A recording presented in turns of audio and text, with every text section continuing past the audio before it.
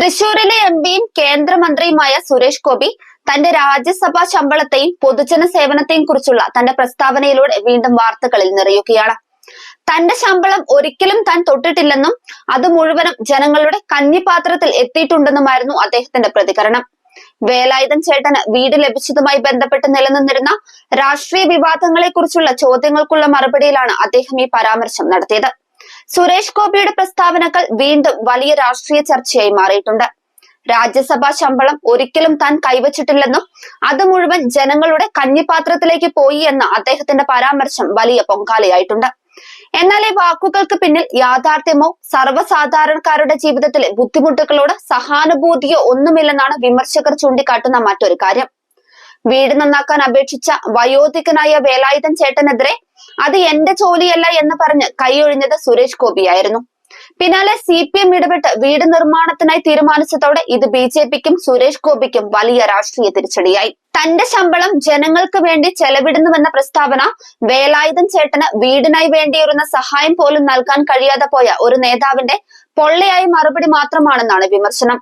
വേലായുധൻ ചേട്ടന് വീട് ലഭിച്ചത് തൊട്ടിപ്പിരിവ് നടത്തിയിട്ടാണെന്നും വീട് കിട്ടിയതിൽ തനിക്ക് സന്തോഷമുണ്ടെന്നുമാണ് സുരേഷ് ഗോപി പറഞ്ഞ കാര്യം. എന്നാൽ തൊട്ടിപ്പിരിവായാലും ഇല്ലെങ്കിലും വീട് നൽകാൻ തയ്യാറായ CPMനെയാണ് സോഷ്യൽ മീഡിയ അഭിനന്ദിക്കുന്നത്.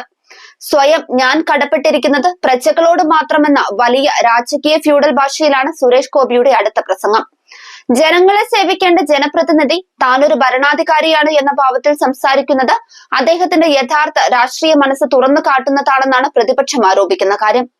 മുൻപ് ബ്രാഹ്മണ ഫ്യൂഡൽ പരാമർശങ്ങൾ കൊണ്ട് തന്നെ വിമർശിക്കപ്പെട്ട സുരേഷ് ഗോപിയുടെ ഭാഷ വീണ്ടും പൊതുസമൂഹത്തോട് അകന്നു നിൽക്കുന്ന നേതാവാണെന്ന തിരിച്ചറിവ് ജനങ്ങളിൽ വളർത്തുകയാണ്.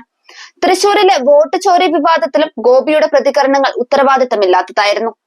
ശവങ്ങളെ കൊണ്ടുപോയി വോട്ട് ചെയ്യിപ്പിച്ചു എന്ന പരാമർശം ജനാധിപത്യത്തോട് തന്നെ അവഹേളനമാണ്. മറിച്ച് തന്റെ മണ്ഡലത്തിൽ ജനങ്ങൾ നേരിടുന്ന യഥാർത്ഥ പ്രശ്നങ്ങളിലേക്ക് ശ്രദ്ധ ചെലുത്താൻ അദ്ദേഹം വിസമ്മതിക്കുന്നുവെന്നും തെളിയിച്ചു. സുരേഷ് ഗോപിയുടെ പ്രസ്താവനകളും പൊതുപ്രവർത്തന ശൈലിയും BJP കേരളത്തിൽ നടത്തുന്ന പ്രചാരണത്തിന്റെ യഥാർത്ഥ മുഖം തുറന്നു കാട്ടുകയാണ്. ജനങ്ങളുടെ കഞ്ഞിപ്പാത്രം എന്ന അവകാശവാദം സാധാരണക്കാരുടെ വേദനകളെ പരിഹസിക്കുന്ന തരത്തിൽ മാറി.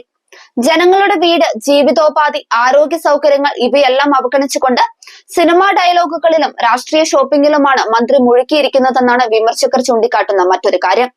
സുരേഷ് ഗോപിയുടെ പ്രസംഗങ്ങളും നടപടികളില്ലാത്ത അവകാശവാദങ്ങളും BJPയുടെ കേരള രാഷ്ട്രീയത്തിലെ വിശ്വാസ്യതയെ തന്നെ തകർത്തുകൊണ്ടിരിക്കുകയാണ്. വേലായുധൻ ചേട്ടനെ പോലുള്ള സാധാരണക്കാരുടെ കണ്ണീർ തുടയ്ക്കാൻ പോലും കഴിയാതെ പ്രജകളോട് കടപ്പെട്ടിരിക്കുന്നയാളാണെന്ന് പറയുന്ന ഒരാളെ ഇനി വിശ്വസിക്കാൻ പറ്റുമോ എന്നതാണ് ഉയരുന്ന മറ്റൊരു ചോദ്യം.